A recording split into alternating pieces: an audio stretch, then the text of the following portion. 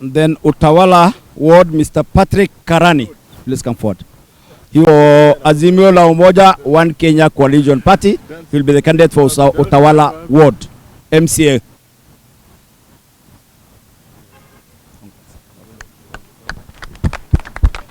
Asanteni.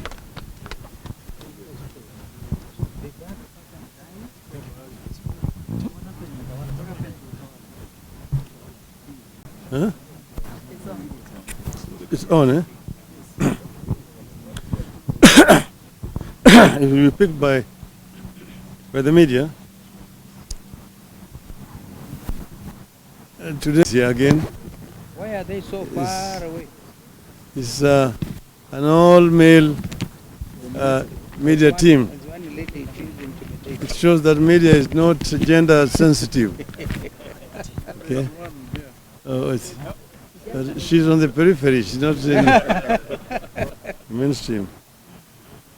So now, ladies and gentlemen, we have convened you here today to make some announcements on at least 3 issues which we consider critical to the nation. First, as you have seen, we wanted to let the country know that as a party, Azimio la Umoja One Kenya Coalition Party will be fielding a candidate in the Bungoma senatorial by-elections scheduled for 8th December this year. Our candidate in that contest will be Honorable Wafula Wamunyinyi. Honorable Wafula Wamunyinyi has what it takes to win the Bungoma seat, and more importantly, he has a record of speaking out for the people of Kenya. Given the scenario unfolding in the country, an emerging one-man regime that is quickly turning its back on the Kenyans and their problems, the country will need seasoned fighters in all critical places. For Bungoma Senate, Honorable Wamunyinyi is our ideal person, and we are pleased to unveil him here and promise him full support of the party in the contest. Secondly, we are here to make our position clear on some of the pronouncements the Uda regime has made in recent days. We are particularly concerned about the regime's plans to inflict more tax burden on Kenyans to finance some of the outlandish and unrealistic promises they made. We are also concerned about the so-called probe into extrajudicial executions, which is turning into a witch hunt against the former DCI boss, Mr. George Kinoti, and some few police officers. Let's be clear on the so-called extrajudicial executions. As a party, we believe in the sanctity of life of every Kenyan. As we have said time and again, we believe in the rule of law. We believe in the due process. Naturally, therefore, we are opposed to extrajudicial executions in our country because our supporters have been the greatest victims over the years. We believe that all, not some, cases of real or suspected extrajudicial executions need to be investigated and those responsible punished.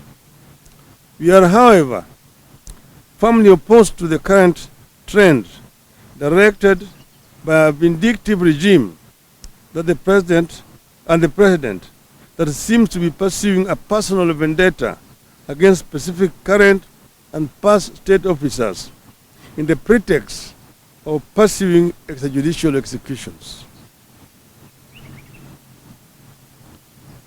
7. one of William Ruto's grudge against George Kinoti and the DCI started way before the elections.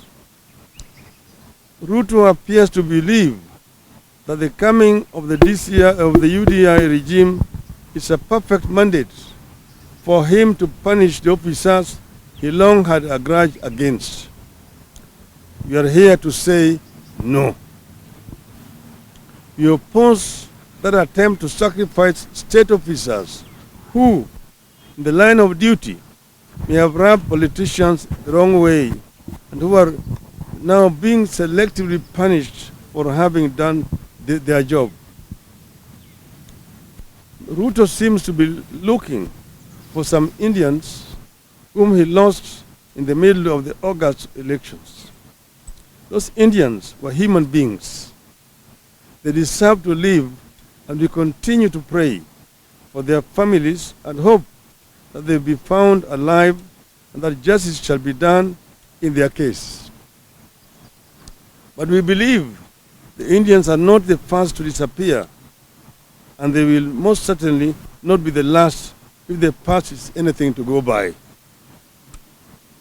So, as Mr. Ruto mounts a search for the Indians, whoever and whatever they were to him, we want an equally vigorous search to establish the truth behind their disappearance and death of tens of Kenyans, including the following: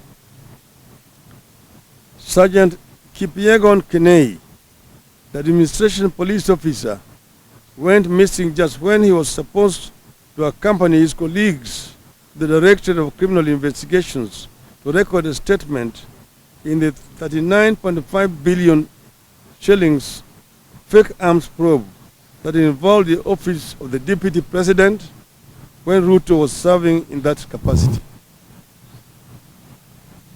B.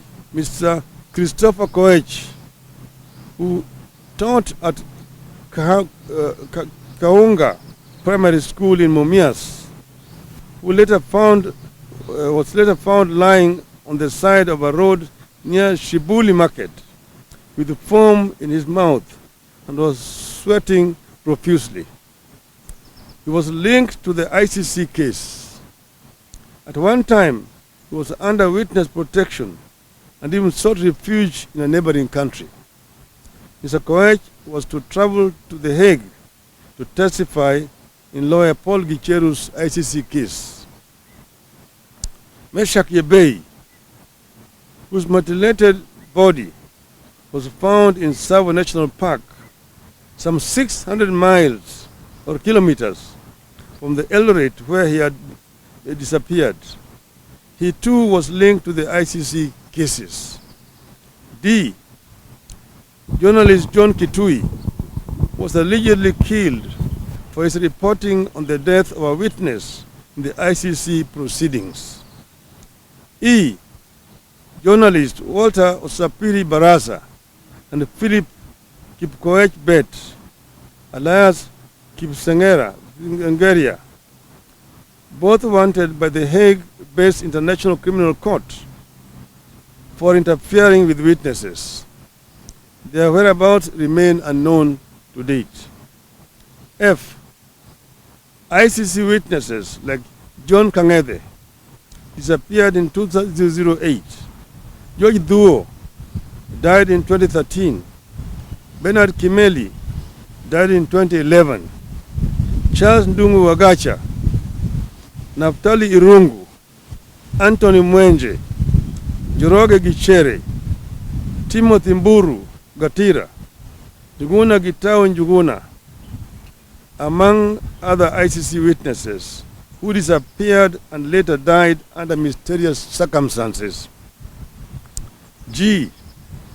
Then there is the lawyer Paul Ndungu, the last of the ICC witnesses who died last September, probably driving the final nail in the coffin of the ICC case. H. Finally, there is Chris Musando, the IBC IT manager, who was tortured and murdered days to the 2017 election. I cannot finish without mentioning my late friend, Jacob Juma, who was found shot dead in Ngong Highway, and whose to date his death has not been properly concluded. Jacob Juma, before he was killed, had stated those who wanted him dead. As a party, demand an immediate end to the selective and vindictive process Ruto was embarked on with regard to disappearances and extrajudicial executions. Instead, we demand a transparent, professional and inclusive public inquest to assist the country and families determine the fate or whereabouts of members who disappeared or died under unclear circumstances, including the ICC witnesses and election officials. 12. Finally, the issue of raising of taxes. Despite the campaigns, both Azimio and Kenya Kwanza made promises to Kenyans. During the campaigns, both Azimio and Kenya Kwanza made promises to Kenyans. On our part, we made it clear that they would realize the promises we made without increasing tax burden on Kenyans. It remains our position that Kenyans cannot afford and should not be asked to pay extra taxes for the older regime to realize the outlandish and unrealistic promises it is pursuing. We wish to remind the older regime that we have been here before. When NAC took over power in 2003, the economy was worse off than what Order has inherited from Jubilee. But we were able to put the country back on track, including free primary education, without raising taxes. The Grand Coalition government picked up from the ashes of post-election violence and rebuild the economy, including massive infrastructure, without raising taxes. Order must immediately save any thoughts of raising taxes on suffering Kenyans. Instead, Order must improve revenue collection at all collection points like airports, customs points, registration of persons, VAT, and so on. It must stop diversion of revenue, reform institutions like the KRA, NSSF, NHIF, and government procurement. Deducting more money from workers and throwing it at the corrupt and mismanaged institutions like the NSSF and the NHIF won't solve any problem.